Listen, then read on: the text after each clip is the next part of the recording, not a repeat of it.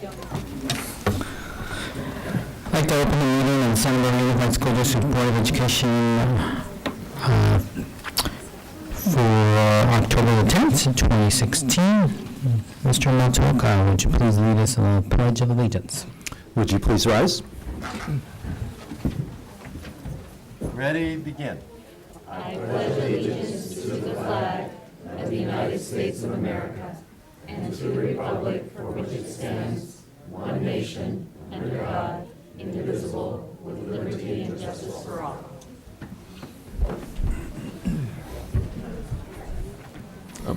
Muy buenas tardes y bienvenidos a todos ustedes.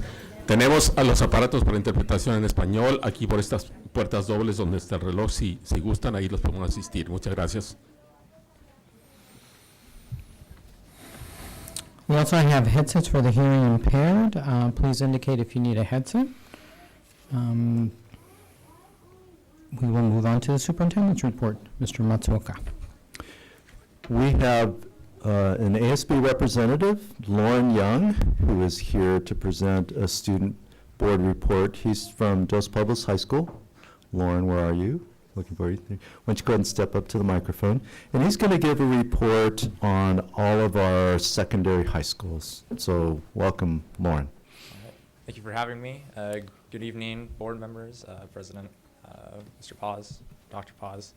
So at La Cuesta Alta Vista High School, between the week of, actually this week, they will be having their Spirit Week filled with fun activities just to promote Alta Vista's spirit, school spirit.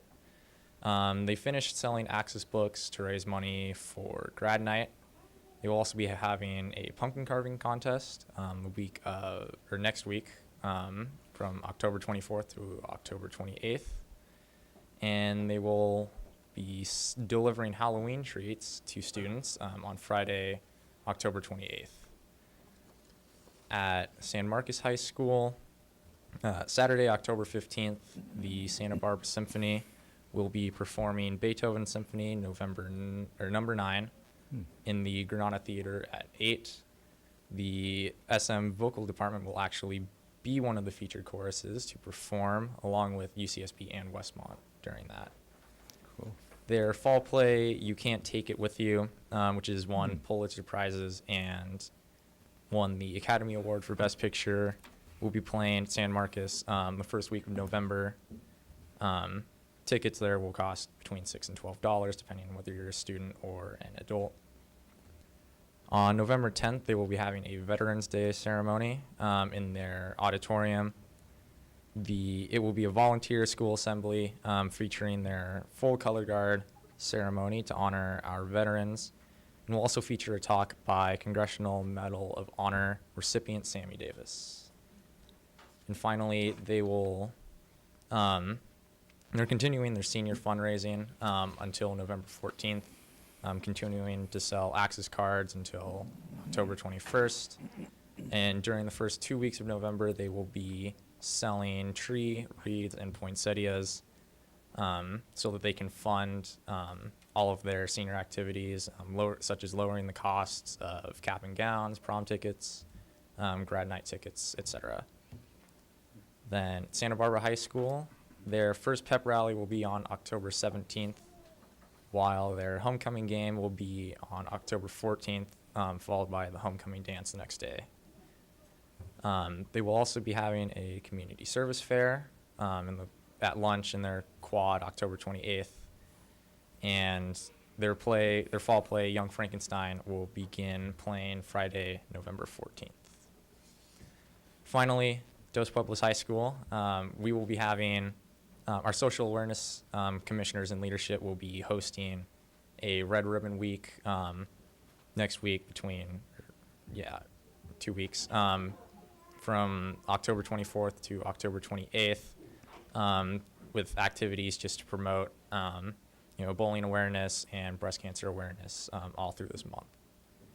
Our intercultural side will also be hosting activities to promote German American heritage, Italian American heritage, and Polish American heritage this month. Our homecoming will be November 5th. Our location is still to be announced, but our game against Santa Barbara will be October 21st with our lip dub and other homecoming activities also that week. And lastly, our nutrition and safety department is putting in place new practices and nutrition information. We're starting to manage traffic before home football games through October, just to make sure everything runs more smoothly. We'll also be holding nutrition meetings in October to increase the variety of food available at lunch, since we've had students come talk to us about that. But we have seen an increase in sold lunches and this past month, and we're still continuing to advertise school food to other students. And our shakeout, or the shakeout, which is October 20th, will be taking place, and we'll be participating and evacuating to our football stadium, just as an earthquake preparation drill. Any questions? When is the Dos Pueblos 50th year celebration? Is it tied with that homecoming weekend? Yes. So at the homecoming, that homecoming week,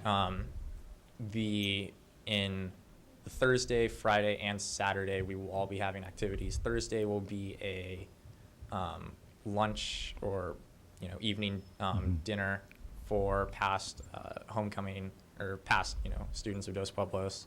Friday will be, before the game actually starts, we'll be having a parade with our first homecoming queen and our first homecoming king, followed with a whole bunch of other homecoming people. And then finally on Saturday, there will be a gala celebrating all of the past Dos Pueblos students. Cool. That homecoming king and queen would be about 68 years old, if I can do my math right. That'll be fun. My wife's an alum of Dos Pueblos, so I think we're going to that game that evening. Yeah. Yay. All right, sounds good. I will be joining you. I'd like to congratulate DP on a fantastic last 0.2 second win in water polo over none other than the great San Marcos. Yes. It was a seesaw game the whole way. San Marcos tied it up with 0.2 seconds left. DP got the ball at their end and somehow miraculously in 0.2 seconds scored. Yeah. All right. Thank you. Thank you so much. All right. Thank you.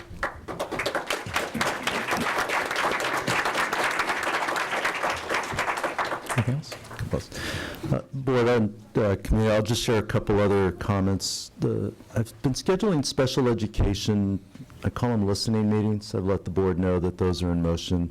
Last week I had 2 of them, one with a group of parents, another with staff. I've scheduled another one for tomorrow, and I can tell by the response that there's a lot to listen to. And it's been really good. Not simple problems to solve, but things that we definitely need to pay attention to. So I've really appreciated the input from our parents and our staff. Heard a lot from our staff. There were 40 of them last Tuesday in this room. And then my other comment, last Tuesday, my wife and I went to hear Wynton Marsalis and his orchestra. What an amazing thing for Santa Barbara Unified to benefit. He spoke about how he spent the day with, I think, 1,500 students from our district, and he was teaching them about jazz. I'm like, how many communities get to have Wynton Marsalis come teach kids about music? So, and of course, their music was amazing and phenomenal. So that was really fun to participate in last week. Thank you. Board, any comments, correspondence? Nothing. Okay. We move on to public comments on non-agenda matters within the jurisdiction of the Board of Education.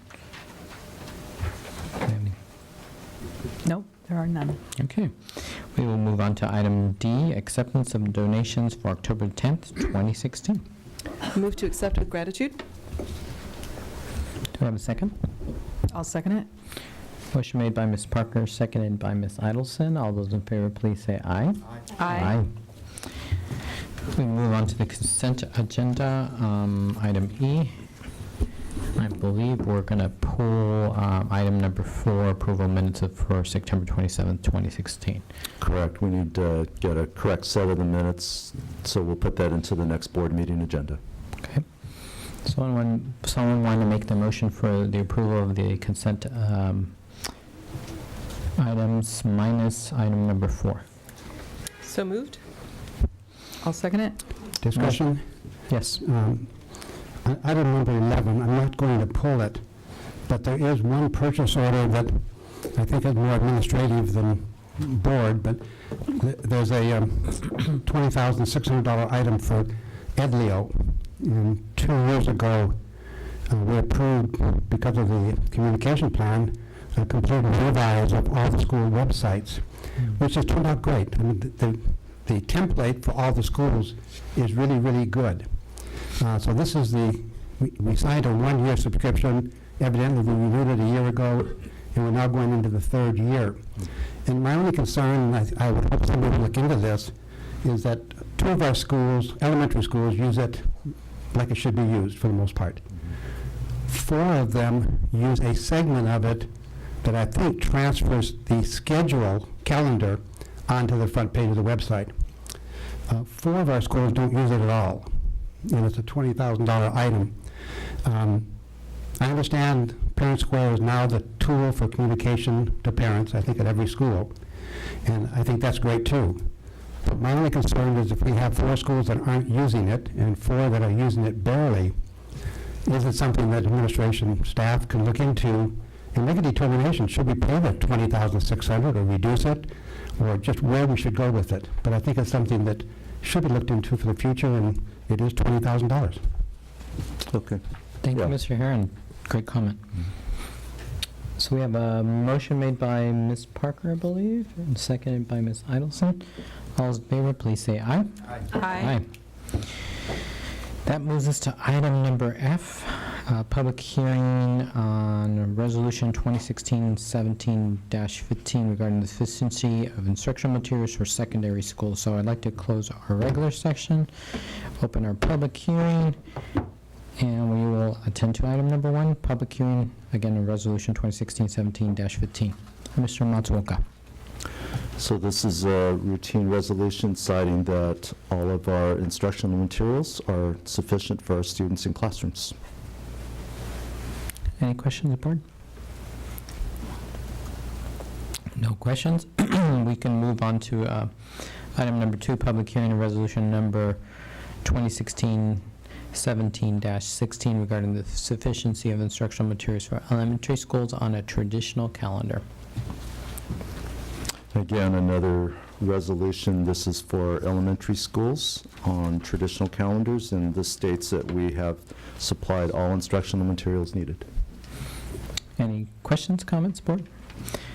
If not, we will close our public hearing and come back to our action agenda.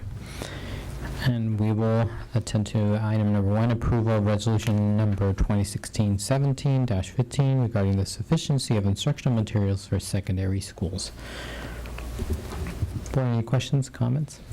Ms. Parker? No, I'll move to approve resolution number 2016/17-15. I'll second that. Motion made by Ms. Parker, seconded by Ms. Idelson. All those in favor, please say aye. Aye. We move on to item number 2, approval of resolution 2016-17-16 regarding the sufficiency of instructional materials for traditional elementary schools. I'll move approval of resolution 2016-17-16. Do I have a second? I will second that. Motion made by Mr. Herron, seconded by Ms. Limon. All those in favor, please say aye. Aye. We'll move on to item number 3, board action on student discipline, Education Code 48918, case number 2016-17-01. Ms. Parker. In case 2016-17-01, I move to approve the recommendations of the Administrative Hearing Panel for a full expulsion for 1 school year ending June 2017. Second. Motion made by Ms. Parker, seconded by Mr. Herron. All those in favor, please say aye. Aye. Aye. We move on to item number 4, second reading of the district's initial proposal for 2016-17 collective bargaining with California School Employees Association and its Santa Barbara chapter number 37. Mr. Matsuoka. We presented this language last board meeting. There was, I remember, one comment, but otherwise our document here is unchanged. So any further input from the board? Other questions, comments, board? Ms. Parker? Question. This is on the action agenda. The recommendation is that we review it and provide direction. Do we need to take action on this, or is this just a review item? I mean, the two statements are really broad. There's nothing specific that you need to give to myself. We're not yet at the table, so to speak, with CSEA. When we get closer to that, then we'll enter closed session discussions around negotiations. Okay, thank you. No other questions, comments, board? If not, do we have a motion? Sounds like we don't need a motion. Is that correct, Mr. Matsuoka? I mean, this is just sunshining, or do we have to actually accept it? Currently, this is just sunshine, so Okay. Okay. Then we can move on to item number 5, approval to reschedule our meeting of November 15th to Thursday, November 17th. I make a motion that we approve the rescheduling of our meeting from November 15th to Thursday, November 17th. Have a motion? Do you need a second? Yes, please. Yeah, I'll second it and just comment that we need to do that to accommodate the schedule of the board because of the election the previous week. So I would really like us all to be able to meet together at least one last time. So I'm glad. As I am as well. So we have a motion and a second. All those in favor, please say aye. Aye. Thank you. We move on to item number 6, approval of the agreement with Core Medical Group. I think my only comment about this is skimming through. This is for specialists in Ms. Rodriguez can give me some help on this item. I believe this is a physical therapist. Yeah. Oh, okay. Good evening, Board President Dr. Paz and board members and Cabinet and Superintendent Matsuoka. We have been searching for occupational therapists. We have an occupational therapist who has been on leave. We were finally able to secure one through a non-public agency, which is the Medi-Cal group, the Core Medi-Cal group. And we'd like the board to approve so that this individual can start immediately. There are some makeups that have to be completed. Thank you. Board, any questions, comments? Ms. Parker? I would just comment, I mean, I know that this is the going rate for occupational therapists, but their rate is $72 an hour. So for the students that are in this room right now, considering what they want to do for a career, I highly encourage you to look into occupational therapy. Any other comments or questions? That's a great comment. If not, do we have a motion to approve the agreement with Core Medical Group? I'll make a motion for approval of the agreement with Core Medical Group. Do I have a second? I'll second that. A motion made by Ms. Idelson, seconded by Ms. Parker. All those in favor, please say aye. Aye. Thank you. That moves us to the conference agenda. Since there are a number of parents, I believe, that are here for item number 3, we are going to move item number 3 to number 1. But I want to preface our conversation tonight for a couple different reasons. One is that this is the beginning of a conversation that I would say the continuance of a conversation, but the beginning of a discussion this evening about OAS, and I would say a discussion about alternative elementary schools in general that the board is really going to engage in. So this is not the end. We're not making a decision as a conference agenda item. It's only a discussion point tonight. It is the beginning of a conversation, so please understand that we're not here to make a decision at this point in time. It's really for the board to receive information from staff and to better understand what's happening at OAS. I know a number of you have submitted a 22, I think, speaker slips. And in the interest of time, since our item is only allotted 20 minutes, we are going to allow you a minute and a half per speaker.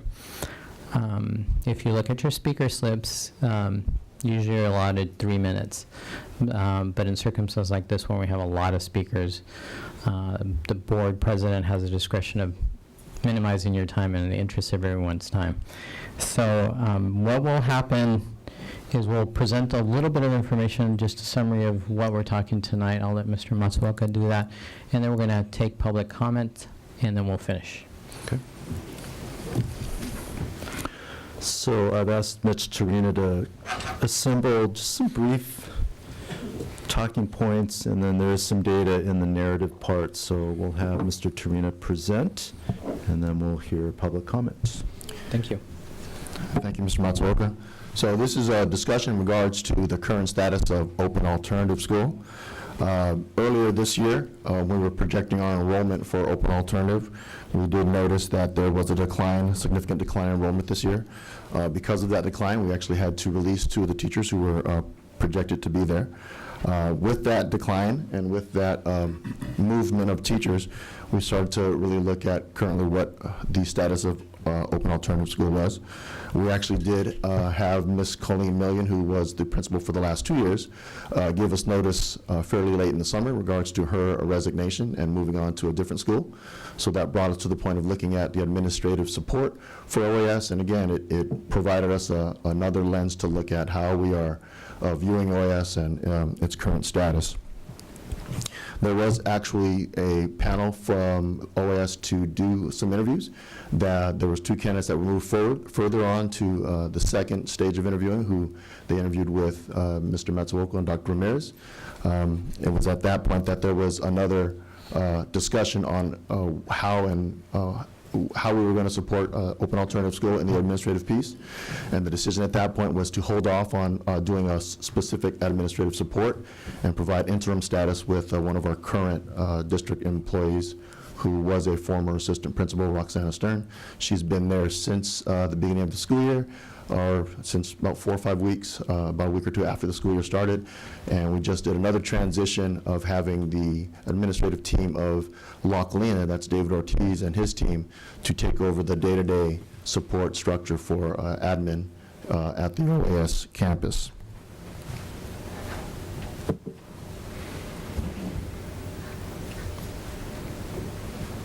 So this is information or the specific demographic data that OAS is currently containing. You notice that the gender is fairly even. The race and ethnicity is close to proportion of what our demographics are for our district. I think the other information is self-explanatory. And I think this is the most significant data that we have. You can see the enrollment over the last 10 years. There was obviously some information that we had regarding the 2008 through the 2009 years. After that decrease, there was steady decline. In the year 13-14, when I was with the Open Alternative School, we made some very specific policy changes to try to increase the enrollment at Open Alternative, and we show a little bump in that in the year 14-15. And then we've seen a very steep decline since that time. And there is some other information that's in the narrative that I think brings point of discussion. Besides the declining enrollment, the administrative role that Colleen was filling and for the 2 years that she was there, even though we assigned her as a .75 or a 3/4 time administrator, she was letting us know that that was a full-time position for that school. In the actual narrative, there's a breakdown of her job responsibilities and job duties. I don't know if we wanted to go into specifically to that, but the large part was just monitoring the behavior, working with the parents and the staff issues. Can I be put on the screen?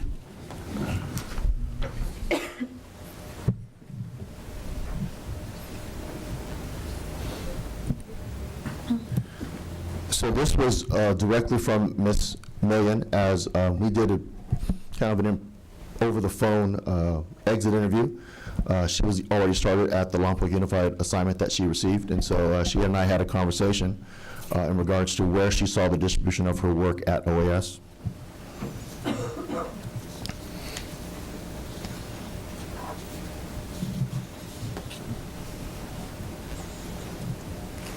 And I think lastly, and just as important, is the current cost of maintaining OAS. It was the narrative, Brian, please. Right there.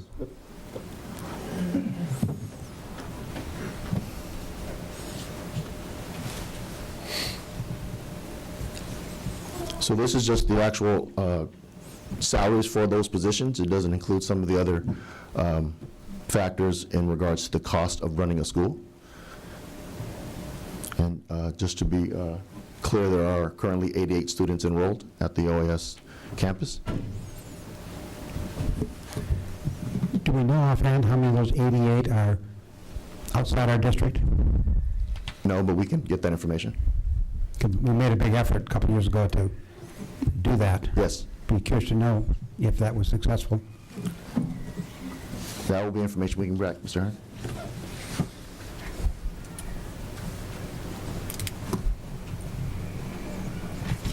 And so now it's just open for discussion if there's other questions or more information, as Mr. Heron pointed out, that we may need. We'll take public comment right now. Okay? Before we take public comment, I want to thank all the parents that did show up tonight. I didn't have the opportunity to say that earlier, but I want to thank you all. It really means to the board a lot when we see a large group of parents, even if it's an issue like this, when we're discussing something that is of near and dear to everyone who's here. But we do appreciate it because we know that you care about your kids and you really care about their education. That's why you're here tonight and taking some time. So we do value your comments. So just again, as a point of reference, we're going to give you about a minute and a half. Please adhere to the minute and a half. You'll get a warning in about 30 seconds. You'll see the lights on the podium. We ask you to come up to the podium and speak, please. And so we'll announce our first speaker and then followed by the second speaker and so on and so on and so on.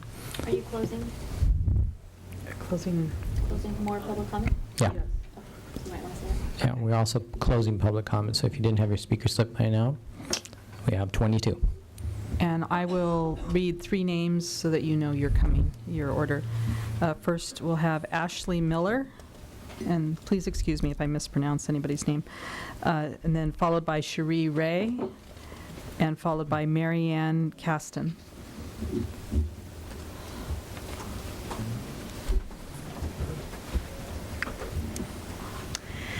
Good evening.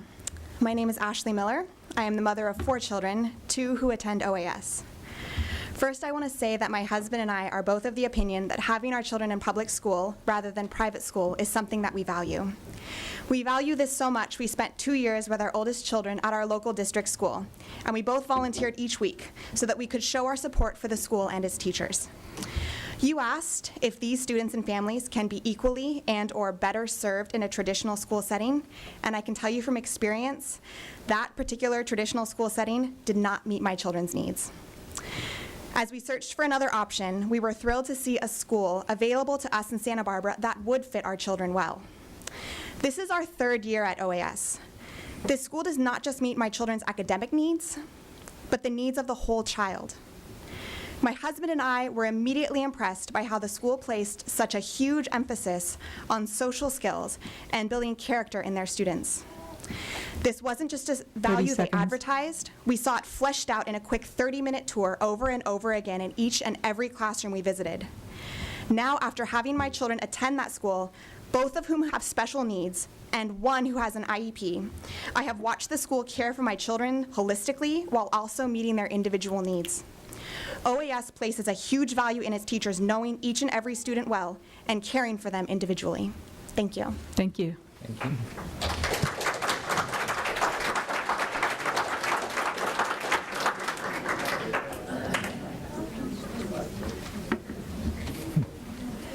Good evening. Thank you for the opportunity to speak with you tonight. Both of my children attended Open Alternative School. My daughter was a student there for just 2 years in between her time at Waldorf and Santa Barbara Middle Schools. 2 wonderful private schools, but that are very expensive, and they offer alternative education at its finest. They were the best fit for her. But for my son, Open Alternative, a public school of choice, was the best place for him to learn and grow from kindergarten through 8th grade. In his 9 years at Open Alternative, he grew from being a little buddy to a big buddy. He flourished with the hands-on learning experiences that allowed him to build on his strengths as an active, kinesthetic learner with natural curiosity and a compassionate heart. He learned conflict resolution and social-emotional skills in the daily core group, entrepreneurial skills in the yearly holiday store, developed critical thinking skills by learning to defend his perspectives, became a collaborative partner in teaming with peers in a wide variety of classroom activities. 30 seconds. Okay. All these Common Core-style learning happened during the days of No Child Left Behind, long before Common Core was the law of the land. In short, Open Alternative School is a school that has incorporated timeless values since its inception some 40 years ago by extraordinary teachers, parents, and community members who understood the need for a child-centered education based on sound pedagogy, and it remains necessary to this day. Thank you. Thank you.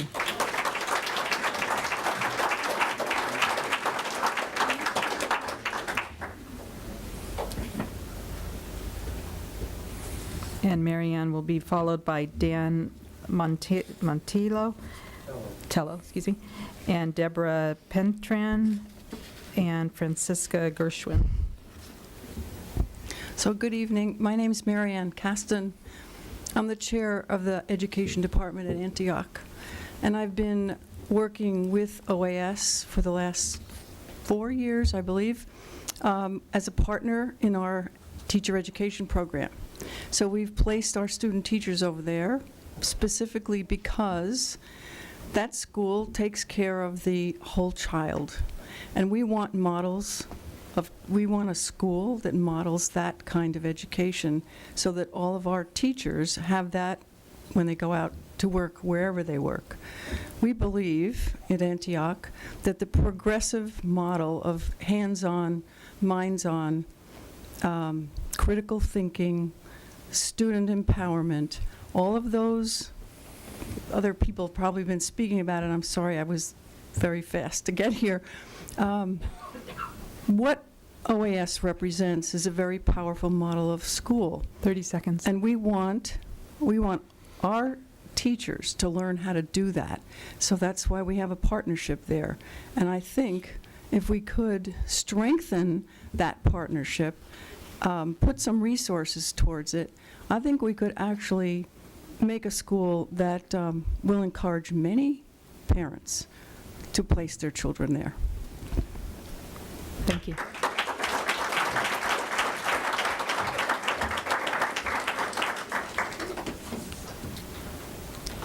Hello, my name is Deborah Pentland. I was both a parent and a school nurse, and I've worked at all the schools.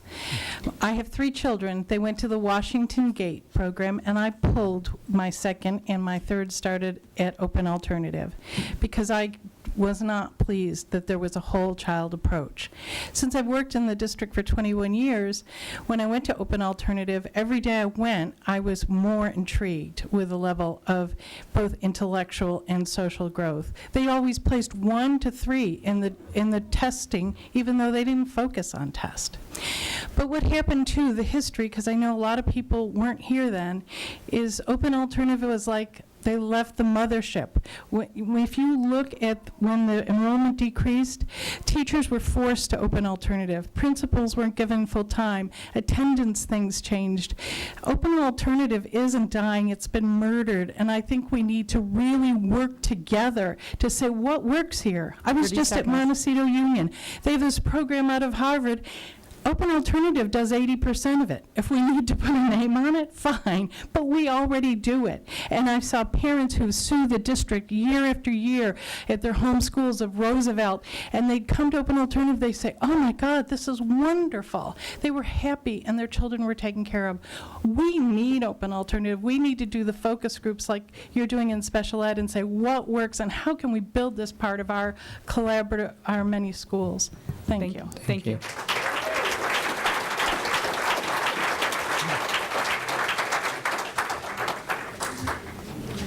Hi. Thank you for hearing from me tonight. My name is Dan Montello. I'm a professor at UCSB in the Geography Department and in the Department of Psychological and Brain Sciences. I was formerly also a postdoctoral fellow at the Institute of Child Development at the University of Minnesota. And looking up on the theories behind the alternative school, choice theory by William Glasser, and looking at research that investigates the effectiveness of this approach. I did find some. I think that there's room for a lot more investigation, but in addition to the caring habits and the deadly habits, which are the theoretical basis for the approach in the alternative school, I know that the Open Alternative here in Santa Barbara focuses on music, art, and the environment as well. I feel strongly that these will have very positive benefits for the students at the alternative school. 30 seconds. I think in particular, it's very difficult to say that one approach is the best for all students because typically that's not the case. But many students, and I think particularly ethnic groups that are underrepresented in higher education will tend to benefit quite a bit from this approach. So in my mind, there's very little question that this is going to be a superior approach to education for very many children, and it really comes down to whether you can afford it or not, and it's the question of quality. To me, is pretty clear that this is a superior product. Thank you. Thank you.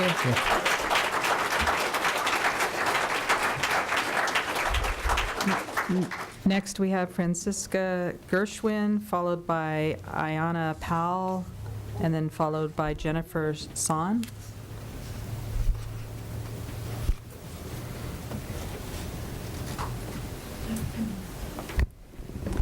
Good evening. I'm a parent at OAS. It's our 4th year. And thank you for your time. And I also want to welcome you, Mr. Matsuoka, in your new role as superintendent. Thank you for coming to our back to school night. And thank you, all of you, for saying that this is a beginning of a conversation. That's what I was hoping to hear. My name is Francesca Gershwin. I have previously worked as a trustee for the Gershwin family, administering musical copyrights and working on international theater exchange projects. So the arts and creativity are important for me and my family. When my husband and I moved to Santa Barbara a few years ago, I was so delighted to find the Open Alternative School because it reminded me of the private school I attended in nearby Ojai as a teenager. All of the graduates from my school have unique careers that make a difference and better the world. The main difference being that sending every one of my children to a private school is a big deal, since my husband and I have 5 children together, and they're all creative and smart and deserve the best. So I am grateful for the wonderful public school system here at the Santa Barbara Unified District. Currently, I have 2 children at Open Alternative School, and I love and value dearly Open Alternative. It was a last-minute letter we parents received last week informing us of this meeting, and all of us parents have made it a priority to be here and let you know that we love our school, and if there's something that needs to be done to work on keeping it around for our children and the future children of Santa Barbara, then we are ready to do it. I don't know if I get time out, but can all the people stand up who came to support OAS? I think that's important, and if you're standing, would you raise your hand, please? Just to get a visual on that. I appreciate that. Thank you. Thank you. Thank you. Thank you, thank you.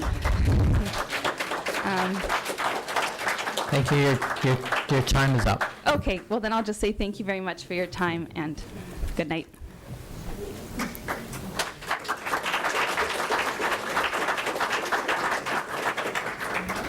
Next up, we have Ayana Powell, followed. I'm her father, and she's trying to find a place to park. There's parking lots full. Okay. No parking on the street. So I'll- she'll be here in just a minute. I'll put her down at the end. Thank you. Okay, so if we could have Jennifer Son up, followed by Ariana Garcia Olivo, followed by Brianna Orozco. Hi. Thank you so much. I'm Jennifer Son. I moved here a little over a year ago from the East Coast, from Massachusetts, and I was absolutely thrilled to find Open Alternative School for my son. I was excited that there was project-based learning. I was excited that there were multi-grade classes. I was excited that there was interdisciplinary education, garden, environment. But most of all, that social and emotional growth was considered part of the curriculum, which is the one area where my son needs a little extra attention. In Massachusetts, he received 3 times a week group and private sessions to help him with special education. At Open Alternative School, he thrives all on his own. This is an environment that is meeting the needs of a lot of kids, and I think you all need to be really proud of having this school as part of the public district, and I want to thank you for having this school as part of the public district because it's really changed my son. I served on the school board of Massachusetts. I've had this conversation about dollars per student. 30 seconds. My son went to, talk about small numbers, a one-room schoolhouse that had 22 kids. So I think there are a lot of different models, and size is not everything, and I'm really hoping that you'll consider all of the things the parents are saying tonight about why this school is important to us. Thank you. Thank you.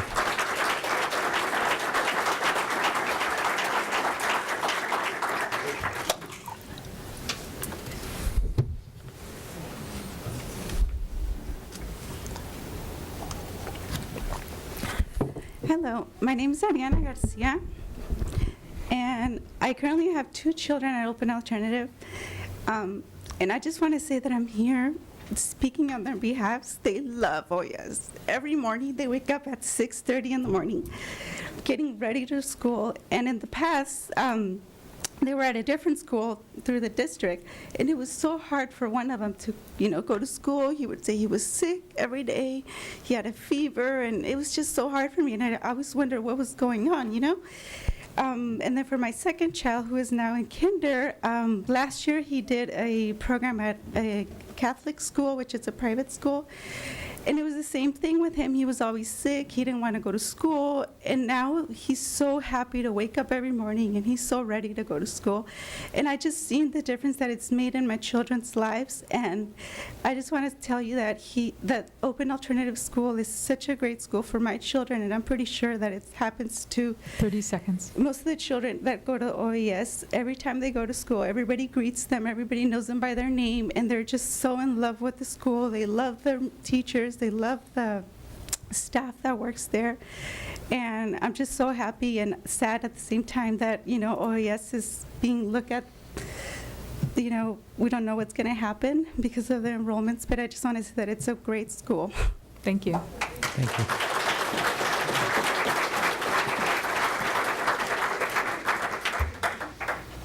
Hi, I'm a former student from OAS, and I would just like to say that OAS was a great school for me, and at all my other schools I had been bullied, and here it did not happen.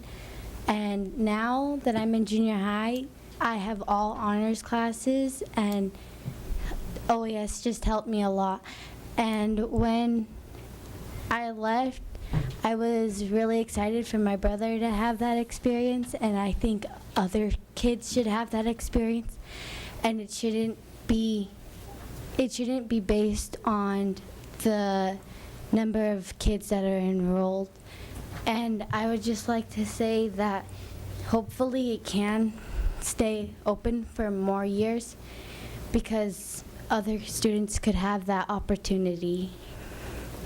Thank you.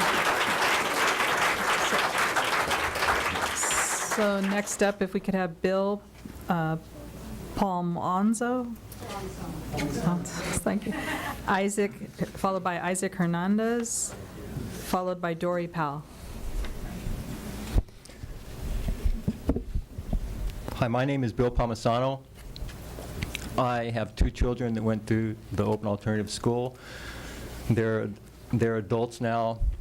Well, they're doing well. I was the garden facilitator at the Open Alternative School for about 13 years. The Open Alternative School has a garden that is enviable for any school, I'd say, in Santa Barbara County. and it's very sophisticated. It's environmentally sustainable. The students go out to the garden regularly, and they have fun, but they have fun learning. And I hope that the board can work with the school to take away maybe some of the restrictions that are 30 limiting seconds. the enrollment. And I would like to invite members of the board to come and visit the garden to see what a sophisticated elementary school garden can do. Thank you. Thank you. Thank you.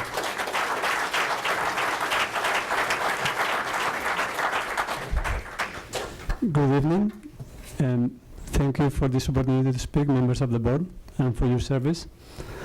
And I attended OAS for 15 years as a parent, and Brooks Institute brought me to Santa Barbara, and OAS made me stay. And I have two children that went to OAS that now attending UCSB and Portland State. They would like to be here to speak on behalf of their school, but unfortunately they're learning.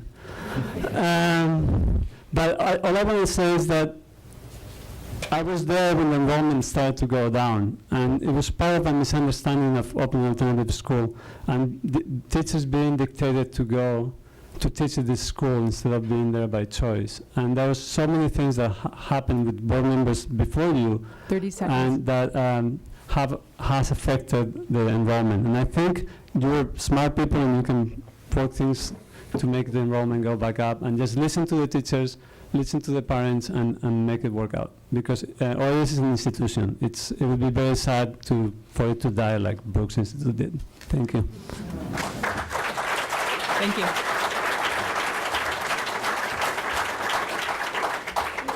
Next, we have Dory Powell, followed by Harold Powell, followed by Daniel Kaftori.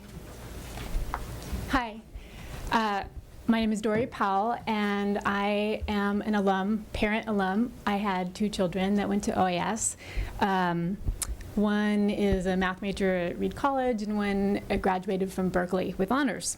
I'm just speaking, I wanted to speak to the fact that OAS is an incredible resource, and I know you're looking at fiscal sustainability, but I think many other people spoke to all the reasons why we chose it. I know we were very careful in looking at all the schools in Santa Barbara, and OAS has a long history. I think the longest in Santa Barbara. They were really before their time of working on progressive whole child education, all these things that a lot of other people have talked about. So it's got a past. It's doing things like the garden, a lot of things that have come around in the last few years they've been doing for years. It's an incredible resource. If enrollment has declined, I think it's actually the school board's responsibility to figure out a way to actually give them more resources and find out why, because we experienced an invaluably rich, positive experience for our whole family, for our children, the community, and I think that it's invaluable. We have the money should go there. It's well worth it. So thank you. Yeah, thanks.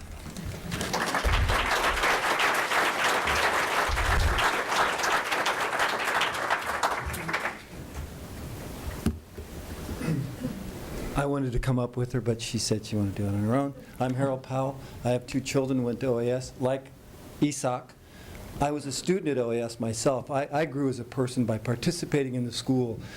And OAS isn't just a school for children, it's a school for parents. And it doesn't simply require parent participation, it accepts it. So I mean, I've spent so many hours there with my kids, participating, just being there and being allowed to be there, which is unusual in the school system, which contrives itself to be sort of authoritarian and actually restricts access of parents to children during that period of life when they really need a sense of community to develop. And as my wife said, it's a resource because it's been here so long and it's been through these cycles of conservatism and progressivism as our society has. And it has survived all these different aspects from the 70s through the 80s through the 90s, and now 30 here we are seconds. confronted with the situation that we're all looking at right now in America. And if society needs anything, it needs diversity, and it needs choices for parents to be able to look around them and say, where do my kids fit in?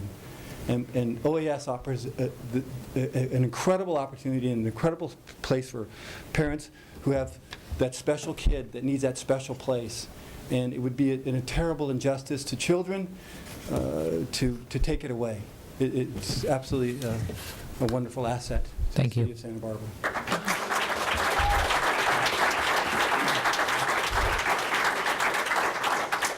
So we have next up Daniel Caftori, followed by Gloria Liggett, followed by Ashley Tower. Thank you. Thank you. Thank you for the opportunity, and welcome to Dr. Matsuoka to the community. I'm an OAS parent for over about 6 years now, and I've been very involved with what's going on in the classroom and in the school environment. But for my day job, I work for General Electric, and I'm part of a small group that reports directly to the VP of Advanced Technologies. And my job is to identify innovative and disruptive technologies that can help the company grow into the future. Innovation is the key factor that's been driving the U.S. economy for the last 70, 80 years. And I've been involved with innovation not that long, but about 20 years. Why am I saying this? Because innovation requires entrepreneurs. It requires creative people, people who can speak their mind, have an open mind, people who are not afraid to fail, who can take chances. 30 seconds. And people, and this is exactly what the OAS has cultivated for all these years, for 30 plus years.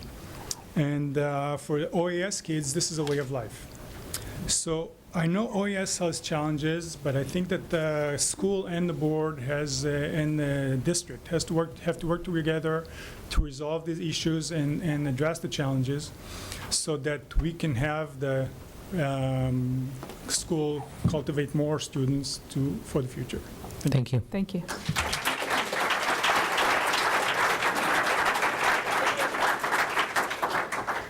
Hi, my name is Gloria Liggett. I've been around a long time. I started out 40-some years ago as a parent with Gwen, and we had this strange idea of having an alternative school. Some of us were educators, some of us were just parents who wanted a good place for our kids. And we researched and we researched and we discussed and we discussed and we visited all over Southern California, and we came up with a really good place. In 1.5 minutes, it's hard to say anything, but what I want to talk to you about is the word tradition, because I don't know any place that's more traditional than ours. I want to tell you about tradition. Gwen was a wonderful person. She was my best friend, and we spent many years ago, we spent many hours in this place, let me tell you how, because things didn't start out so good. We had 4 classrooms, but they only gave us 3 classrooms. So 1 classroom had to be. That's how we started outdoor education. 30 seconds. There was no place to be. We went out to the parks. But let me tell you about tradition. When Gwen died, the school came together. They rebuilt her little house. They stayed with her. They visited. Kids came out of the woodwork to tell us about Gwen. And many of us stayed night after night and took care of her. She was never alone. Once we found out that she was going, she was not alone. There was somebody from OAS with her every minute, and we were with her when she died. Thank you. Your time is up. That's tradition.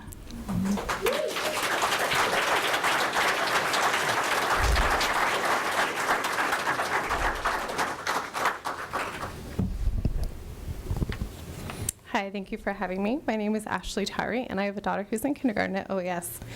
When I started researching schools, I was so surprised that I had the choice to go to this school.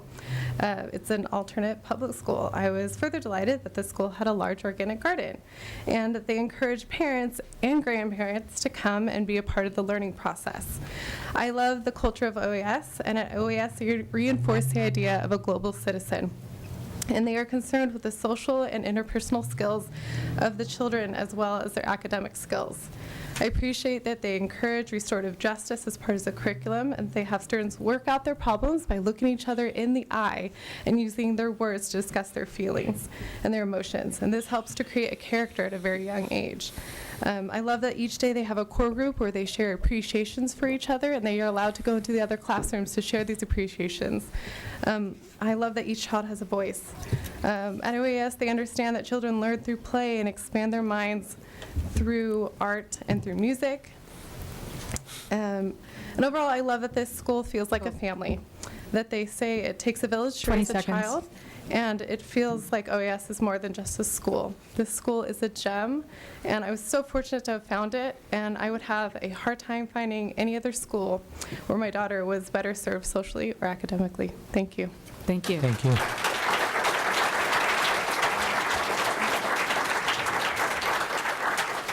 The next three up are Lizzie Weidling, Gabriella Balfour Ritchie, followed by Ayana Powell. Hello, my name is Lizzie Wilding. I am the proud mother of Emma Dean, a kindergartner in teacher Lisa's class at Open Alternative School. We recently relocated to Goleta from Brooklyn, New York by way of Texas, but prior to relocating, I taught theater and social studies for many years at a small public school in Manhattan. When we made the move to Goleta back in April, I set about researching my choices, hoping and praying that I would find a loving public school that truly valued the individual, a place where children can learn at their own pace, where social emotional growth goes hand in hand with academics, where family participation is weaved into the fibers of daily operation, a community in the truest sense of the word. When I found my way to OAS, I knew that our search had ended. My daughter would attend this school. Back in New York, a school like this would have an impossible wait list. Fast forward to October, and I could not imagine sending my daughter anywhere else. She is so loved here. Her ability to articulate her feelings has improved. Her desire to begin reading is palpable. She has woken up to the world around her, and her curiosity knows no limits. In 2 years, my son will enter OAS as a kindergartner, but already at age 3, he feels like a member of this community. The sense of family here has meant so much to my family as we get to know our new city. Because of OAS, I feel confident that Santa Barbara is the right place to raise our children. The name of our school newspaper says it best, Oasis. In a climate where too much value is placed on quantitative data, we lose sight of the fact that these numbers are actual children. Thank you. Our school is an oasis, and we will do everything possible to ensure that it continues.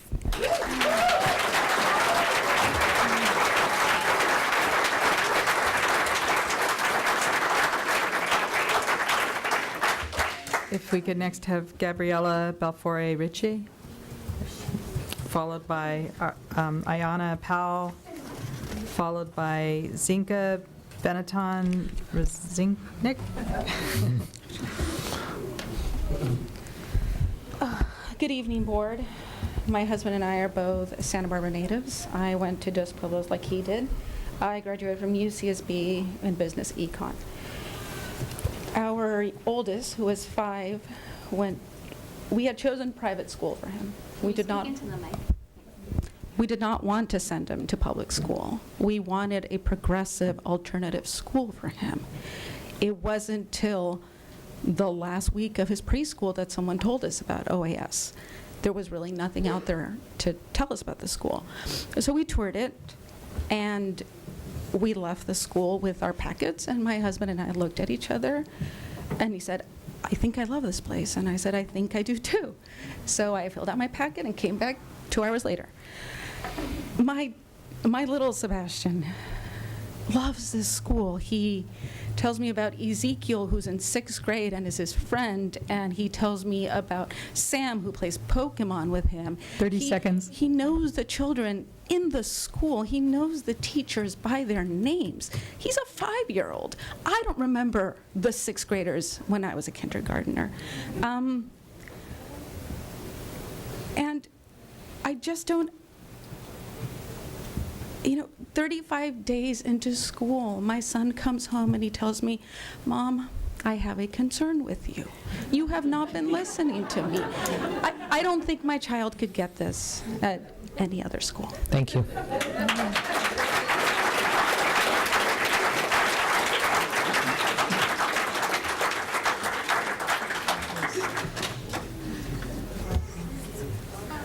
Is Ayanna Powell in now?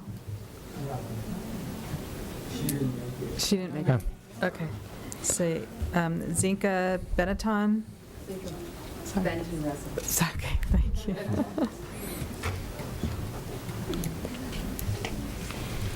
Good evening, Board and Supervisor. My name is Zinka Benton Resnick. I'm an OAS parent and an attorney and a law professor, and a 2-month now resident of Santa Barbara. So here I am, 2 months in town, talking about a school I didn't know about until less than 2 months ago. As has already been said tonight, education is not a one-size-fits-all proposition. I think that what we're hearing is that OAS offers a unique form of education in a public school. There's a commitment to teaching children to learn to love learning, to think critically, to think creatively, and to be problem solvers. And all of this goes to the crucial skills that they're going to need to negotiate the complicated life that we have in the 21st century, and to then become a contributing member of society. These parents are engaged. Parents and teachers need to work together to make 20 strong seconds. kids. I have met graduates of OAS who have subsequently gone on to graduate high school and are now attending high-powered schools. At this juncture, we need an alternative that yields the results, these kinds of results. And to not have them is going to be failing our kids and will not actually uphold the mission statement of Santa Barbara Unified School District. Thank you. Thank you.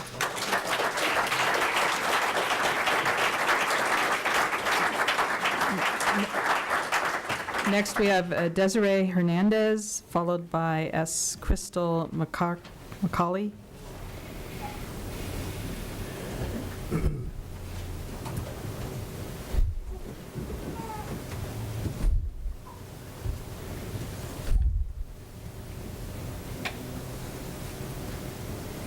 Hi, good evening. My name is Desiree. I have 2 kids that attend OAS. They've been there for 2 years. Open Alternative means so much to my kids. Why? Because it took 2 years for me to find a school that fits my kids' needs. Not only because academically, but the first 2 years of my daughter's school years, which was preschool and kindergarten, she attended a public school. The teachers brought her confidence to the ground. She did not want to go to school. They made her feel like she was dumb. The teachers allowed kids to bully her because her first language was Spanish. So those first 2 years were the hardest years of our lives.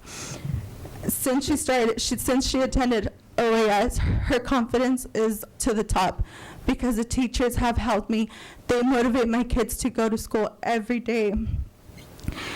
So I finally found the perfect school. OAS, it's all about strengths, and they don't focus on weaknesses, which makes my 25 children want to seconds. learn more and more every day. My kids are motivated. Each teacher has so much passion for their students. They put their heart into OAS. OAS allowed me to do a hip-hop class, which kids love that. They allowed me to get involved as every other parent. Each voice of each student is heard, and that's what makes it important for my children and every other student. OAS makes it so much special. It makes student very important. Thank you. Thank you. Thank you.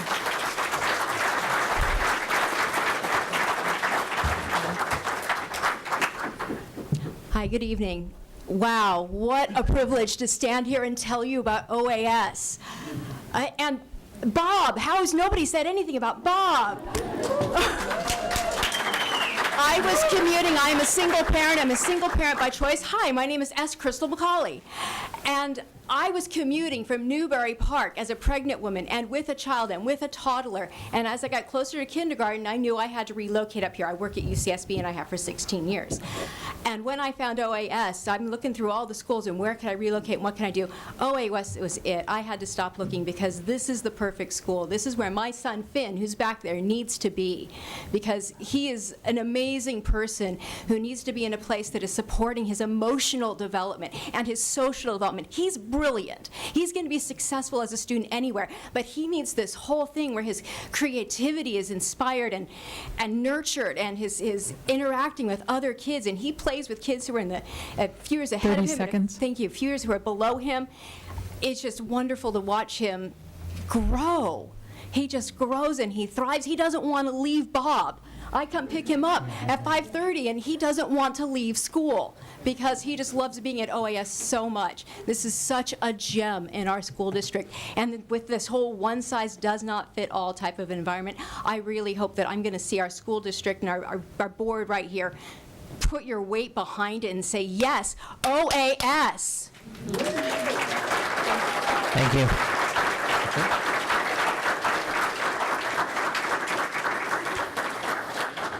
Thank you once again for all the parents and your comments. They give us, a great amount of perspective from each of you in terms of what you are thinking about your kids and their experience at OAS.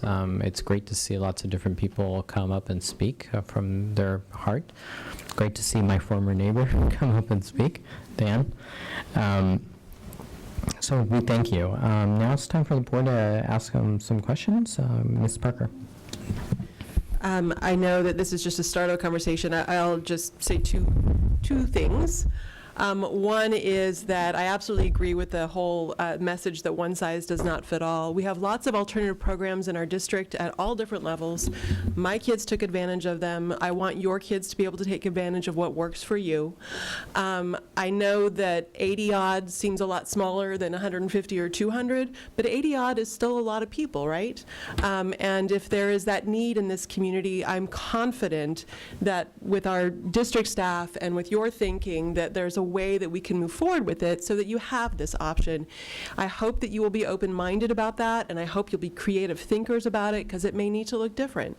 But I know that that will take time. And I want to be sure that you have the gift of time with the district to figure this out. But speaking of time, the other point that I want to make, and my fellow board members may weigh in with some thoughts at this point. If you've been paying attention to the news, you'll know that this board is ending. And in fact, this board will only meet 2 more times. And so whatever comes forward, it will not be this board that addresses it. I will be staying, but the rest of my board members, my fellow board members, will be leaving. I do want you to know, though, that at least 2 of the incoming board members, Dr. Jackie Reed and Ms. Wendy Sims-Moten, are in the back of the room, and they've heard your whole conversation. And so I know that that will be part of their thinking as we move forward with this. And I look forward to hearing more about it. And thank you so much for coming tonight and being a voice for your students and for your school.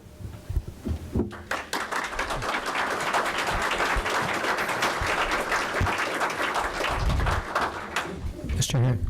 Just a couple of things. First, a compliment to OAS, because it was 8 years ago that because of OAS I got on this board. I went to a great public debate and question forum by your students in 6th grade. They grilled me about ice cream on Friday, and boys basketball net on the playfield, which I understand now you have none, but at least then you had one, so it's gone downhill. But it was a great experience to be greeted by your students and have them show me a broken gate and explain to me why it wasn't being fixed. And I said, go get a piece of wood and fix it. So thank you, OAS. And I hope the new board at some point gets a flavor of some of the things we did as a district that affected your enrollment back in 2010 or whatever it was. I forget the year exactly, but we did make a conscious decision to eliminate inter-district transfers. And of all the schools in the district, that hurt you more than anybody else. So that was one decline. And then, because of a lot of factors, not too many years ago, because we were overcrowded at Peabody and Adams, and I think a couple others, OAS was chosen to push students into OAS. And I think somebody commented that it wasn't the OAS type of people. It was just more students. And parents who really maybe didn't want to be there, but they were there, but they didn't participate in the way that you parents obviously do. So we've done some things that have affected you dramatically, and I hope the new board, when it takes place, reviews that and looks at it, and anything you can do to help. One of the things, if I was on the board, I would ask, and I did ask earlier, is we did make some accommodations to try to help OAS by giving you the opportunity to bring in more inter-district students, because the comment was people in the Hope District couldn't come to your school. People in Goleta couldn't come to your school. And we hoped, I think, by making those changes, it would increase, you get more students, you'd bring more people in. I'd be curious, if I was on this board, to find out, what took place? What happened? Why didn't that result in more students, if in fact it didn't? I don't know the numbers, but yes. So currently there are 16 out-of-district transfers attending OAS. 16, and so that's 16 more than we had not too long ago. But what other activities took place that maybe weren't successful or could have been successful, but what new ideas could take place to increase that enrollment up from 88 and keep the same benefits that you all derive? So there's a lot of questions that will be talked about as we go forward. I just hope the new board will look into the history. I mean, it's 40 years of history that is tremendous, and the students have gone on to great success. The scores are great. So something's going right, and I hope the new board will recognize that, and Mr. Matsuoka will also look into that and come up with some, as Ms. Parker said, some creative ideas that we can keep this success going.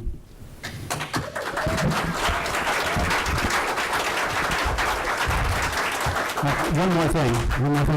I think all of us did get 3 letters that I would like to make sure they get into the record. Stephen Hughes, Laura Hill Barnett, and Dennis Kofke sent in emails that can't be here tonight, but I would like their emails to be of record. Thank you. Ms. Limon. So thank you. I feel like in the 6 years that I've been on the school board, we've been talking about OAS for 6 years.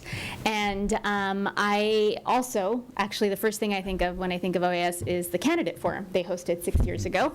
And we were talking about rocket ships at the time. But I also think about the times where I was on the campus with Empty Bowls, one of my favorite activities that was done there. And I sat with teachers and students to just break bread together, and how amazing that was. I do want, I hope that in the discussions that move forward, we do look at the history of what has happened, because I know in the last 2 years, this board actually made a huge commitment to change the rules for OAS and allow students to enroll, and nonetheless, that goal was not met, to be able to enroll. So then I have to, as a board member, ask, well, really, is that the reason that enrollment's not where it is, or are there other reasons? And I think we need to ask the hard questions to find the right solution, because I'm not sure that board policy is the sole reason why it changed, because the last 2 years that has been lifted, and we haven't reached the goal. I absolutely believe in alternative programs, especially within the public system. I would love to also see a breakdown of what our alternative programs cost, because I see here that the current investment from Santa Barbara Unified School District for OAS per student is $14,814, as compared to other students in the district it's $6,138. And I think we need to look at that. We need to look at other alternative programs and see what's the investment, and try to identify what can be done, because I think it's going to be important. I like the idea of bringing community together to talk, to raise the questions, to try to find some answers. I don't believe that us alone will have all the answers, so I think that that's an important piece. But I also feel that it's really important to think creatively, because we've been at this 6 years, and I know that it hasn't just been this boardroom. I've had multiple conversations, sit down with people outside this boardroom, at OAS, off campus, in a coffee setting. I mean, a phone call, you name it. We've been trying, and so I want to make sure that that's part of it. And I think education's hard, and if there was a silver bullet, we would have found a way to do this all, get the funding for it, support it in the ways that we'd like possible. But I think that that's one of the things about education, that it's because it is not one size fits all, because every child is different, because every setting is different, it's not easy just to come up with a magic solution. So thank you to everybody for being here, for staying, for listening. But I want to thank you in advance for also being part of a conversation and really thinking outside the box about how we are going to help and all be part of a solution.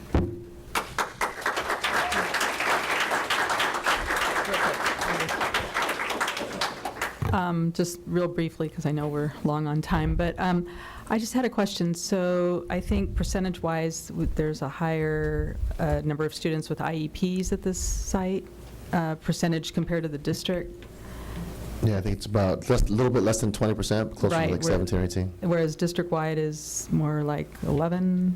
13%. Okay, so slightly. I just wonder, expense-wise, if it's more expensive to potentially educate some of the kids that have IEPs or special needs, or, I mean, because having per student cost over twice the amount as district-wide is explanation for that? I mean, the details of that, is that just because it costs more in terms of the site to have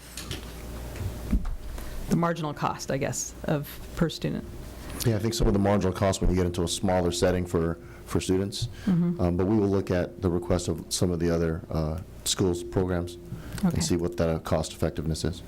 It sounds like a lot of parent volunteers. I mean, there may be some creative ideas maybe to help with some of this. Thank you. Thank you.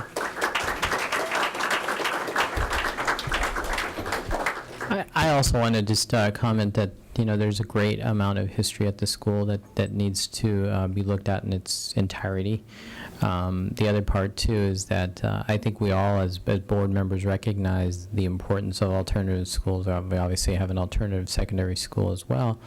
And if any of you have had the opportunity to even go to the graduation, it's great, because it is individualized in that regard, and likewise at OAS, it's that approach that makes it so different and special.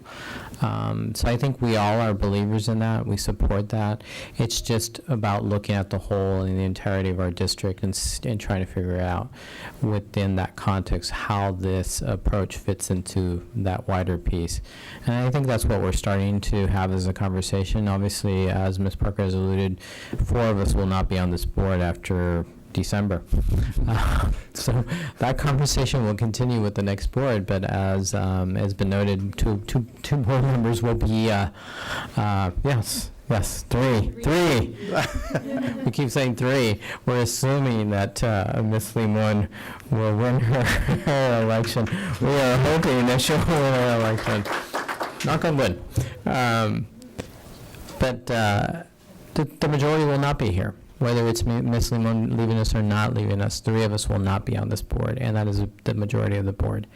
And I think that is something to consider for you all, to kind of think about how to continue to present more information so the new board will be informed and have the type of information to make some good decisions as things move forward and progress, and this continues to be a discussion point.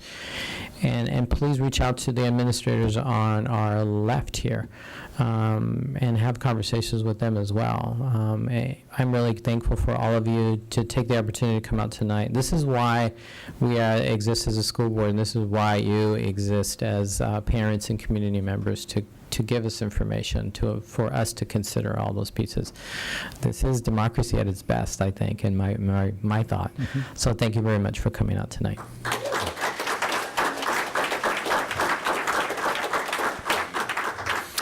If we have no other points, we can move on to item number 1, the original item number 1, which is discussion of new course for San Marcos High School and the Apple Academy. Okay. Do I'll let you go right now? Do you want to take a minute break? Yeah, just we'll so- take a minute okay. break. Thank you. Thank you, everyone. We will now move on to item number 5.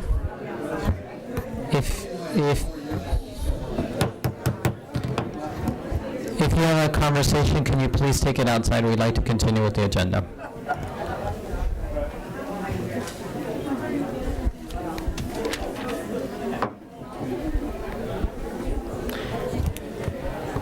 All right, we will move on to item number 1, discussion of new course for San Marcos High School, the Apple Academy. Dr. Dwadi. Yeah. Good evening, good board members, President Dr. Paz. I'm here, I invited Principal Ed Behrens to come describe and explain to you what the new course is about. It's a part of the Apple Academy series of courses. So with that said, I would like to invite Mr. Behrens to come explain about the course, and then we'll answer questions after that. Good evening. The Leadership Seminar class is the final capstone course for the Apple Academy in the senior year. After students have their AP Government class, then they take the Leadership Seminar course. And in this course, students will develop short-term and long-term leadership objectives through reading lectures and discussion, and will finalize their present and present their 4-year leadership portfolio project. Students will finalize their leadership portfolio by providing evidence of their academic leadership and service experiences. They will prepare portfolio presentations and elevator speeches to showcase their growth, development, sustained involvement, and leadership roles they have put into action in order to affect positive change locally, nationally, and globally. Apple students have developed and reinforced their leadership skills through the abilities through service, integrating leadership in curriculum, enrichment, committee work, team building opportunities. They have identified leadership objectives and traits that have guided them in defining, researching, experiencing, evaluating the leaders within each of them. In this course, students will identify their growth as leaders by investigating where they were, where they are, and how they will continue to lead and serve in the future. Ms. Eielson. I have a couple questions. It looks like it tags on, it's a quarter-long course. Correct. And your block system is a semester, correct? Correct. So is that 9 weeks? Yes, it's a Okay. 9-week course. Okay. And I don't see anything talked about A to G. Will it be submitted for A to G approval, or is that something that will qualify? It's not, Or it's no. It's not going to qualify, okay, and it's not honors, so the grade for this, will that, for the kids that are working towards? It's the last term of their senior year, so typically they've already been accepted into college at that point. So ranking doesn't come into play, and as far as their GPA and all that? Or, I mean, it'll be a 4.0, it won't be a 5.0, so. okay, okay. Any other questions? Ms. Parker? No, I mean, it looks like a reasonable sort of local alternative for a short project. I assume your students are expressing interest in having this kind of culminating experience. So it looks good to me. Thank you. Mr. Herron, do you have a question? I'll move that we approve the San Marcos High School Apple Academy course, new course. Off the conference agenda, you're okay? Off the with conference agenda, yes. that? I'll second that. We have a motion and a second by Mr. Herron and Ms. Parker. All those in favor, please say aye. Aye. Aye. You don't have to come back. Great, thank you so much. Thank you.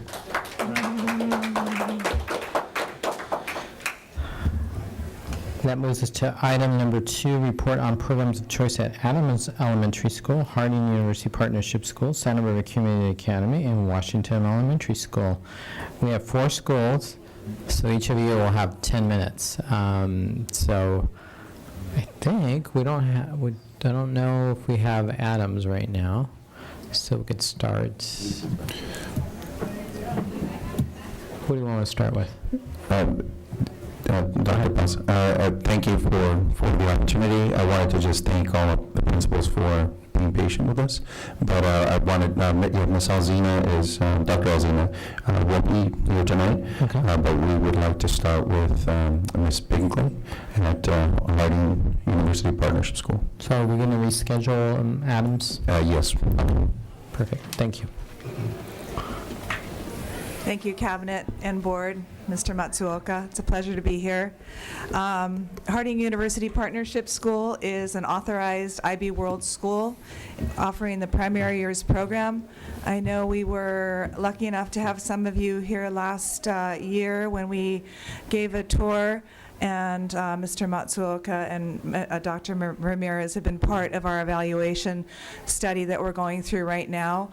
We were authorized in 2012, and it's a pedagogical model that it really aligns well with the Common Core.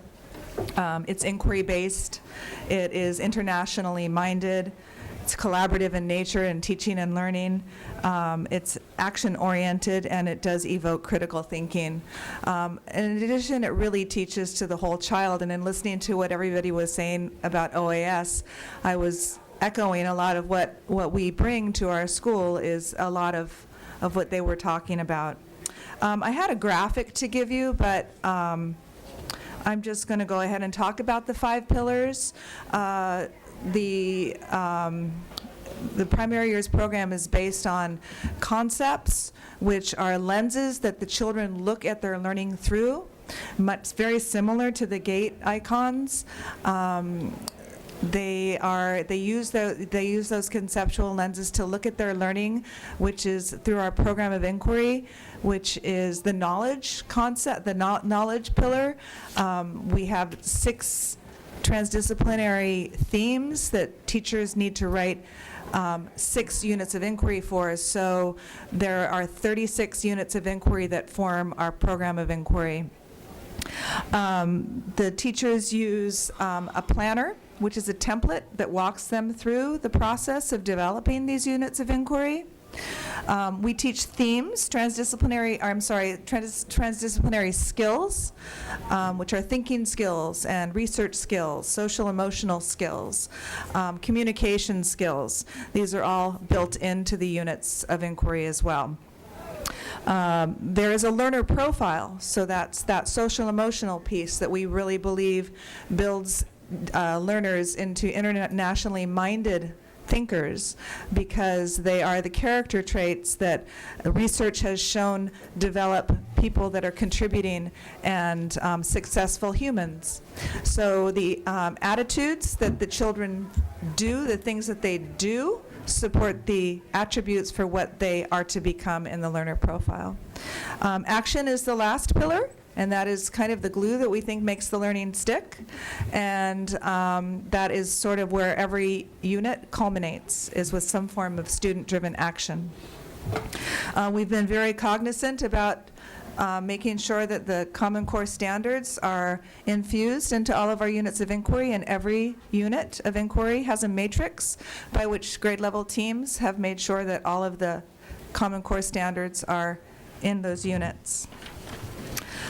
Next steps, and I know you've heard me talk about this before, we have a goal to, within 4 years now, to have 80% of all of our students at or above grade level in literacy, because this program will function only better when students are proficient in reading, writing, speaking.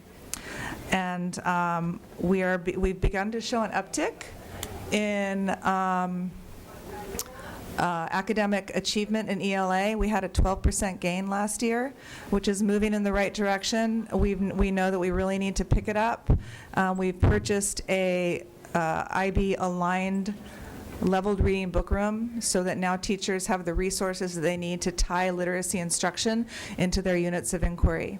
So we're very enthused and excited about where we're going. Now we do have an evaluation team on our site right now as we speak. They're at the Best Western down on the beach, waiting to be picked up tomorrow morning for their second stint at our school, where they're really looking at each component of our program, and they're going to give us their feedback. So that's where we are. Questions? Board, questions? Ms. Parker?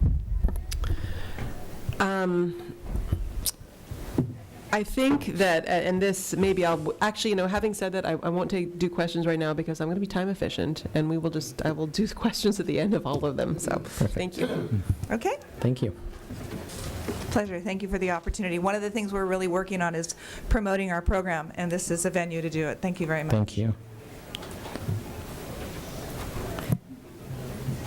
We're moving on to Santa Barbara Community Academy. Yes. Thank you. Yes, I'd like to go ahead and ask Mrs. Alicia Salvador Santana, principal of Santa Barbara Community Academy, to come up and present. Good evening. Oops. Good evening, board members, Mr. Matsuoka. Thank you for the opportunity of sharing with you the wonderful work that we're doing at Santa Barbara Community Academy.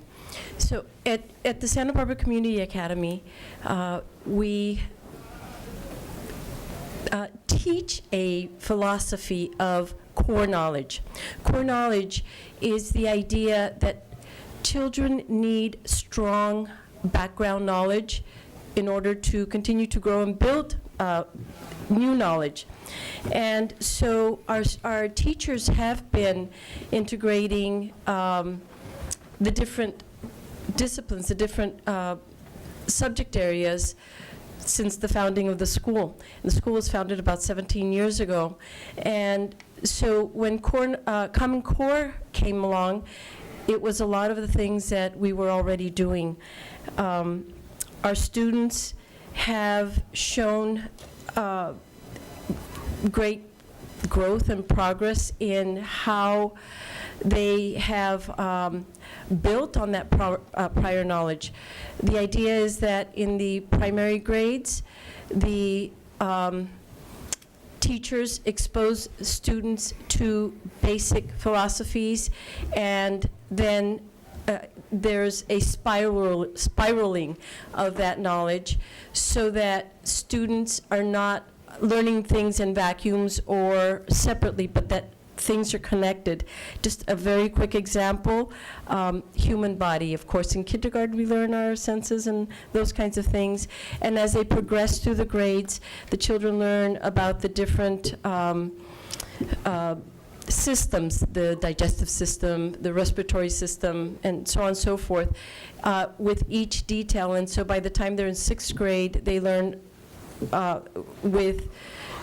about the human body in much more detailed and specific ways. So by having had the foundational knowledge, teachers are ready to talk about the cells and molecules and just in a more detailed way.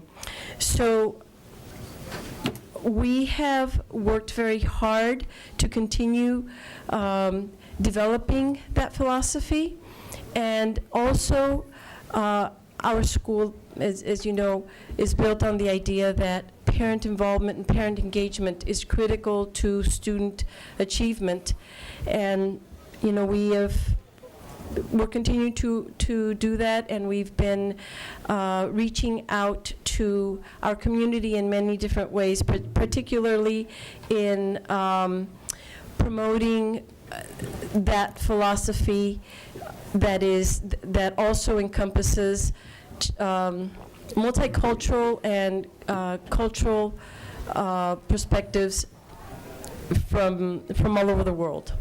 So the idea is that the children will be well-rounded, not just academically, but also multiculturally and sensitive to people throughout in our whole world. So.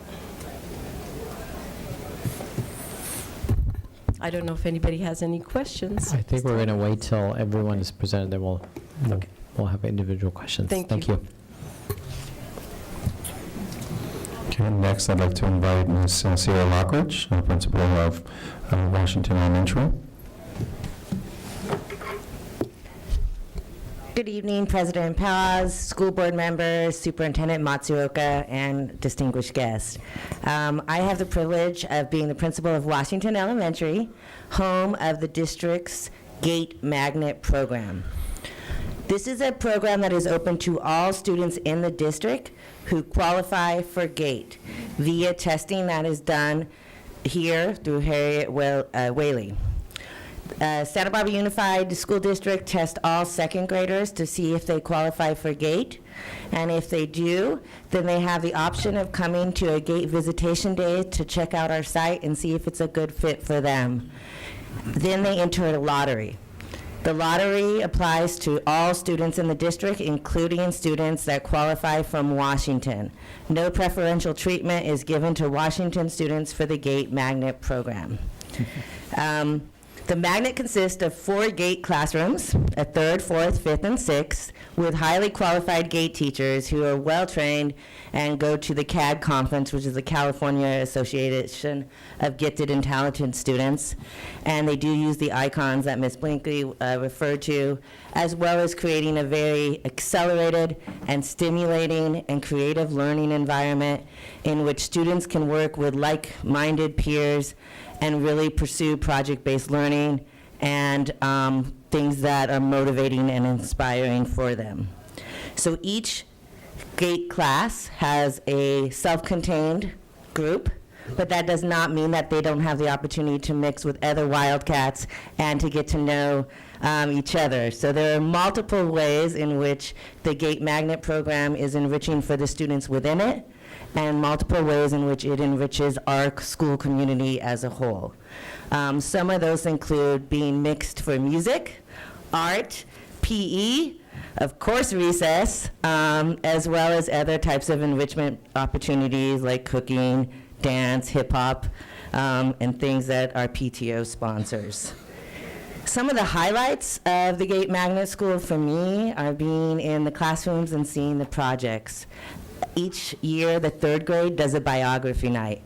I highly invite school board members and those in the community to come and check it out, because what is so amazing about that night is our 3rd graders become the embodiment of a famous American. They present a scrapbook of their lives. They make a stamp. They give themselves an award based on what that person did as a humanitarian, and it is some of the most exciting creative project-based learning that I've seen. You push a little button and they come to life and tell you all about who they are. In 4th grade, they really do a lot of math, which is very exciting. All of our GATE students participate in the Math Olympiad, and they do this amazing project called GeoWorld, and the things that they create are amazing. They're talking about symmetry and lines and all the geometry that you'd ever want in a very creative way, from boats to houses for little piggies and all kinds of things that 4th graders would like. Our 5th grade class writes a collaborative novel together. This novel is accepted by the Santa Barbara Public Library every year, and you can check it out. I take it every summer when I take my break on the plane and enjoy it.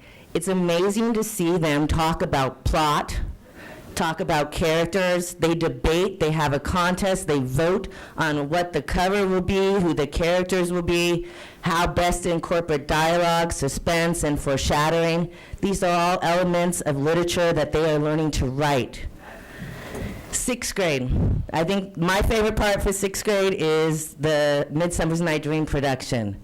Each year, these 6th graders do an adaptation of Shakespeare, and not only do they act it out on stage and bring to life Shakespeare, they direct it themselves, and they do a little video beforehand. Sometimes it's with stop motion animation, other times it's some type of PowerPoint, but they do a basic, because not all the little kids are going to understand the Shakespeare plot, so they do a little summary of it first. But it is a fully guided, but student-ran production, and they perform it for the school as well as for the families at night. So there are lots of amazing things about the GATE Magnet program. Most importantly is that it does provide our mission and motto, every child, every chance, every day. For these students, this is an amazing place for them to learn with their peers at an accelerated pace, with teachers that are there to challenge them, and it enriches our school. We get to learn from them, and they get to learn from us. Our goals include giving more collaboration time among our GATE teachers. Currently, they collaborate in grade levels, but we also want them to have that chance to work with colleagues that share their practice. Another goal is always the social emotional health of all students, but there's something unique about a GATE student that travels with that same cohort each year. So we want to be very cognizant of that and make sure that we are empowering them to be their best selves, to use their words, and to be the kind, thoughtful citizens that we're all trying to cultivate. Let's see what else. So I do invite you to come visit us and check it out, the GATE Magnet program, and I'd be happy to answer any questions that you may have tonight. Thank you. Ms. Parker. Okay, thank you all, and wow, finally, right? Isn't it exciting? Just a few things kind of in general, and that is working towards the standardization of the forms. Now that we have state test data, I think it's important that these all include the same test data. I know that it can be sometimes more valuable to look at your own local data and your own formative assessments, but we will be judged, the community will judge your school based on the, are we calling it the CASP? On the CASP. So I think at this point it's important that those get into these forms as well. And I think that it would also be helpful just to have a chart that shows enrollment over time. For example, if we have Washington up here right now, and when I look at your grade 3, so one of the big issues with Washington, of course, is being representative of the demographics of the district, and that has been a huge struggle in the GATE Magnet program. But when I look at grade 3, it looks, and this is for the 15-16 school year. I don't know what you're looking at for 16-17 if this is similar, but if this were holding steady, you'd actually be showing quite an upward trend. And if you want to talk about that, that would be great. Another benefit of having the GATE Magnet School at Washington is it is creating diversity in our school site.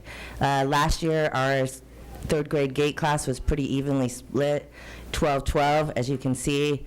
And so that is enriching and providing mirrors and windows for all of our kids at our site. Right now, overall, it's about 70% white, 30% Hispanic. We do have quite a few of our English language students that are in the GATE program that have already been or get reclassified pretty early on. Mm-hmm. But it does bring students from other sites, from other neighborhoods, and it has been really a positive addition to our campus. Well, I don't know if Dr. Ramirez can get out to the board whether this is a trend for the 16-17 school year, if this is something that we're seeing grow over time, because this has been such a huge focus of the district and the board for years. That is encouraging. We are much better now at identifying students of color into the GATE program, but then we actually need them to attend the GATE Magnet program, even though we know that their homeschool principals want them to stay. Yes. But we need, for the sake of the district and the community, for them to go to the Magnet program. So I would appreciate knowing just if this is moving in the right direction in a way that's really positive. I could tell you that the trend continues for this year as well. We have students, Hispanic students that have joined us from other sites, and I think part of that is it's a really happy school. It's a very welcoming school, and they can have an opportunity to learn at an accelerated rate and hopefully see themselves as Wildcats, and that's a good thing. Yeah. Well, and I would just end by saying that we've, obviously you just sat through a huge discussion where we all validated how much we appreciate alternatives in the district. The biggest concern is that we are serving all students students well in alternative programs. And that is something that we need to monitor so that students, if they're doing something different, that they're getting a quality education. So we just need to keep monitoring that. So thank you. Thank you. Ms. Idelson. I had a question, maybe you can stay up there. Or I'm just curious as far as waiting lists or lottery, how does that look? I don't know if the other schools have had waiting lists or lottery at this point. No. So each year, all second graders are tested, and that gives us the bulk of our candidates. About 80% of the students that are identified for GATE come out of that second grade. Then what happens is we open it up to visitation, and they can come visit us, and they can also check out their home schools, and then parents may elect to enroll in the lottery. The lottery is conducted downtown here. I think Ms. Fran Wagnick presides over it, and then kids, it's just first come, first serve. So there's 25 spots in the third grade. And there's no priority given to students that are GATE identified that come from Washington. So basically what will happen is the family will be notified.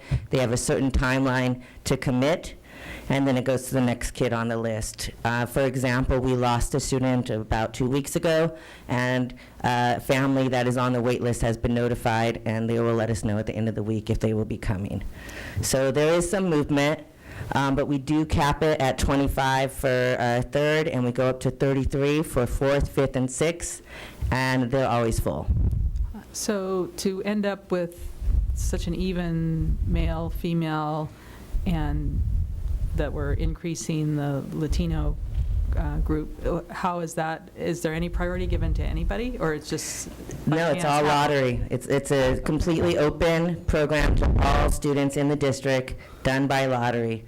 There's no criteria for gender or race.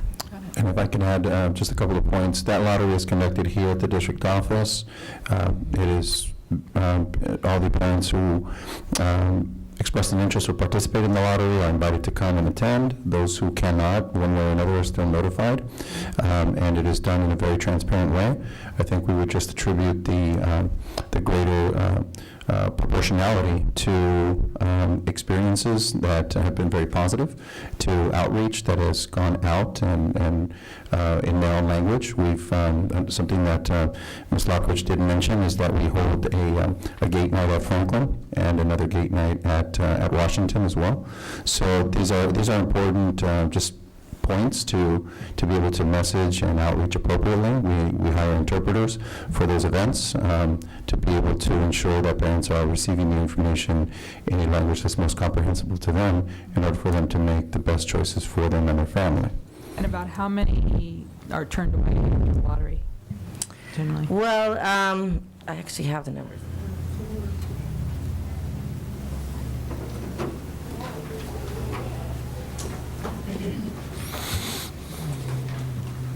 Just give me a second.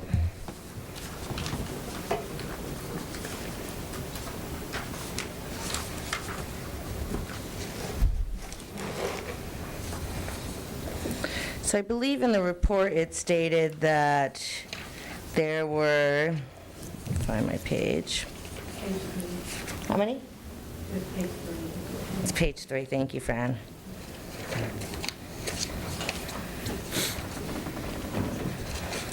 Oh, I wrote on page 3. So 46 students were offered seats in the magnet class last year for 3 through 6. 24 of those students completed the transfer and registration process at Washington. 15 were already enrolled at Washington. 7 students gave up their seats from other sites that are GATE identified and decided to come to Washington. And 4 students remain on the waiting list for the 3rd grade. I can tell you now that it's most likely 2. We're down to the 2nd person being offered that open spot now. So there's not a huge wait list left remaining. Excellent. Just a general question, not necessarily for Washington, but for the district mostly. How do our parents find out about these programs of choice? I think of Ms. Kiani's idea of the showcase that we do for the high school level, like, is there something equivalent to that where people come to something and they see all the programs laid out at the same time and have that discussion? Or is it just when parents come visit your site, you tell them about it? I don't. So there isn't a centralized process, the way that it plays out at the secondary. It's certainly something that we can examine a bit more. The outreach, I know, happens a great deal. It's very specific to each site because every program also has a very different scale. But we can certainly explore that possibility and have more common ways of outreaching. Yeah, and I don't even know if that's a great model for the elementary schools, but I'm trying to think if there's something that would make sense for families that don't know about our district to learn about all of the options, all of our elementary schools in a different way. I don't know. Sure, thank you. Come up to the mic. Mic.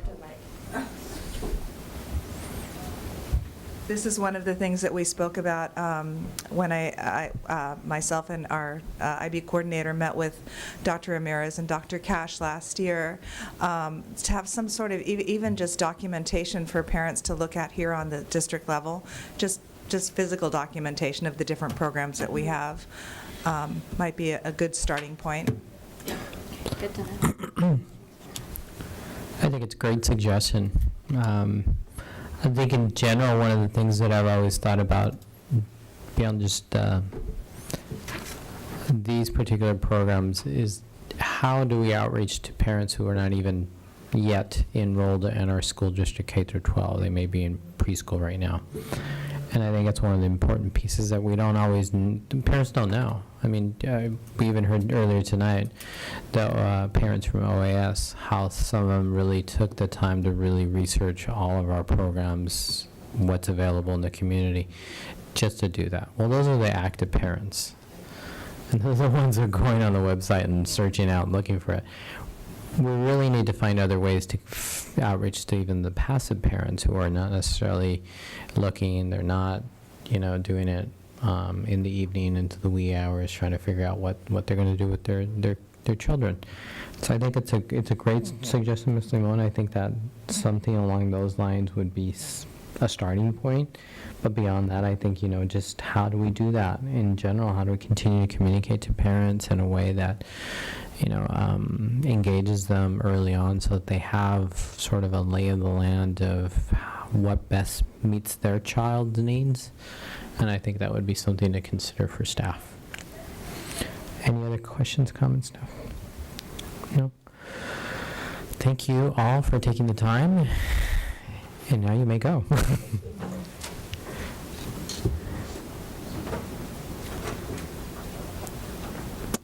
That moves us to item number 4. First reading of Board Policy 3280, sale or lease of district-owned real property.